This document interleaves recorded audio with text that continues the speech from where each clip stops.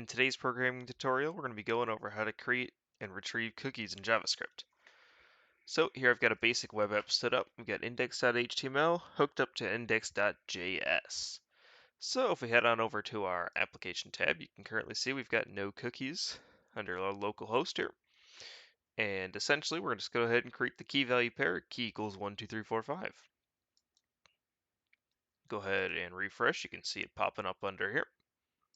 And then I wrote a quick function to get them. Now let's take a look at the code that does that.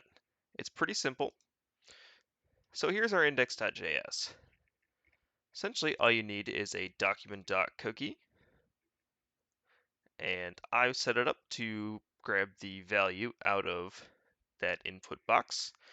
However, all you really could do, you could do a document.cookie, and all it needs to be is really a string.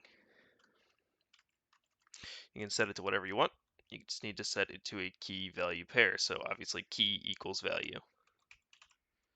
Pretty simple.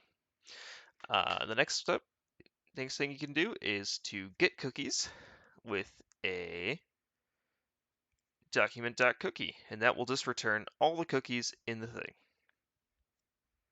that are available. So let's take a quick look. Let's set a couple more. And when you do a get cookies, or if you want to refresh it, you can see all of the cookies that we've just created here. And this is the kind of format that document.cookie will return them in. Thanks for watching. Please remember to like and subscribe.